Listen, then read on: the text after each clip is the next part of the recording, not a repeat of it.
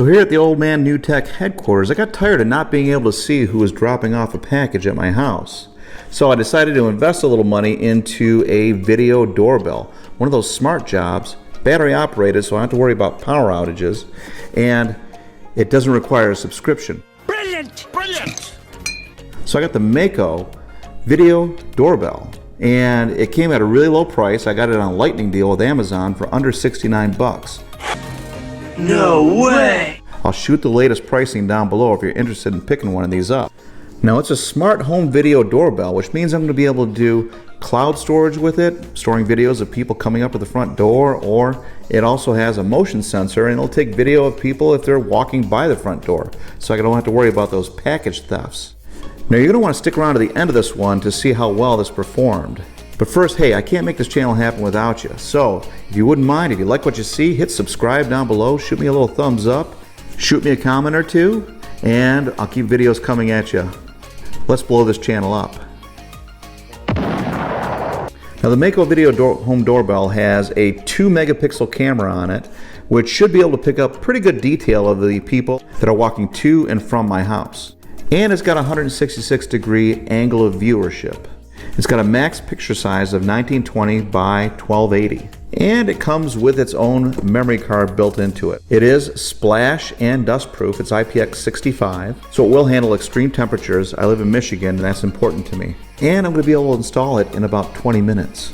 Plus, I'll be able to talk to people when they come up and ring the doorbell. It has two-way communication. But let's see what's in the box. What's in the box? What's in the box? And we are unboxing the Mako Eleverd Smart Home Video Doorbell.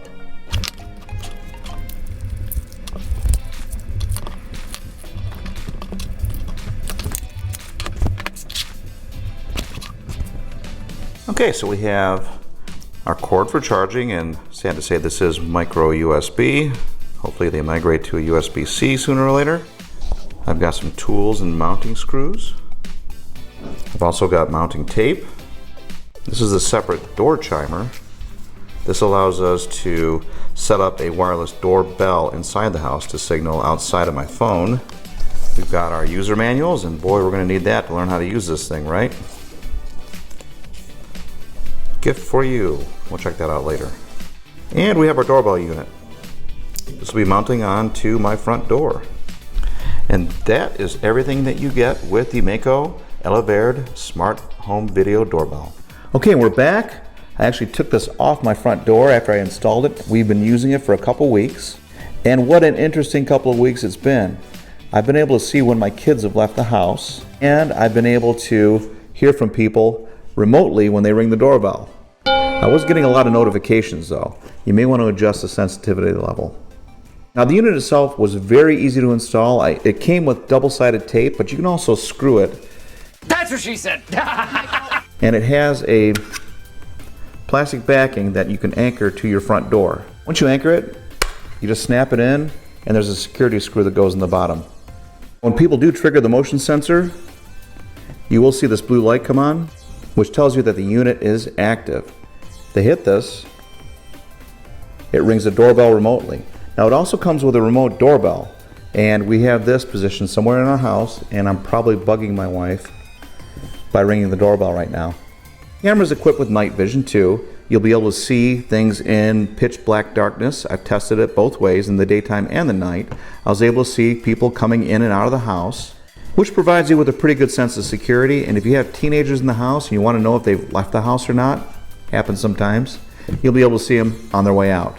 Now the color of it is kind of like a battleship gray. They really didn't have any color options either.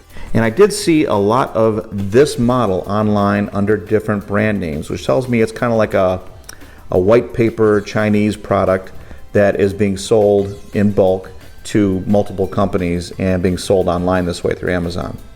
Now there's a standard online app that interfaces with doorbells like this, and I had no problem installing it and also installing it on my wife's phone, so we were both notified and we were both able to watch video and respond to video from the front door.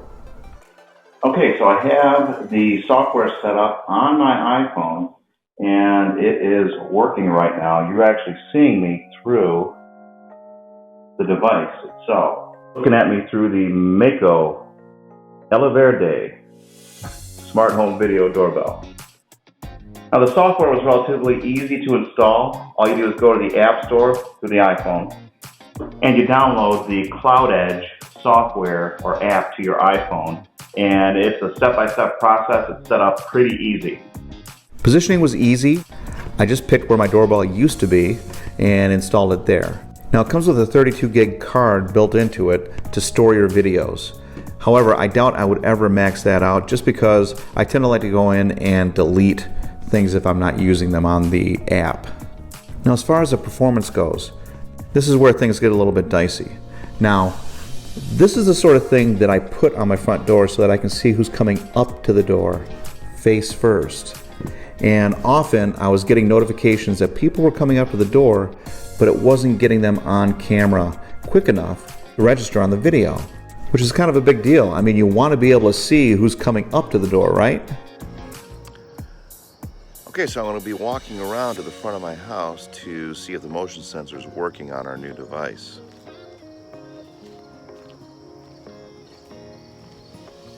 Here we go.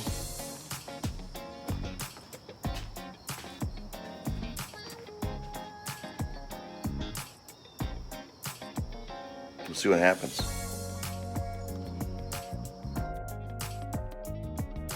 So that was one thing and a major deal breaker for me on this unit. The other problem I had with the unit was it was taking forever to connect when somebody pushed the doorbell. I mean, I was getting a good 30-second delay, and often the people were leaving before I had a chance to respond to them. That's a deal breaker for me too. And finally, I wasn't crazy about the styling. I mean, I saw the dimensions online, but once I got it on my door, it really didn't look that classy. It's kind of plasticky looking. The casing is plasticky looking in Battleship Gray. And now, the final impressions. So my final impressions. Well, my final impressions were the price was right. I like the concept. I like to be able to record things locally and not have to pay a monthly subscription like the Ring doorbell. But the performance for this thing really wasn't there. I mean, it wasn't picking up things fast enough. Sometimes it was missing me completely. I was able to run up and grab a package off my front porch without it even picking me up.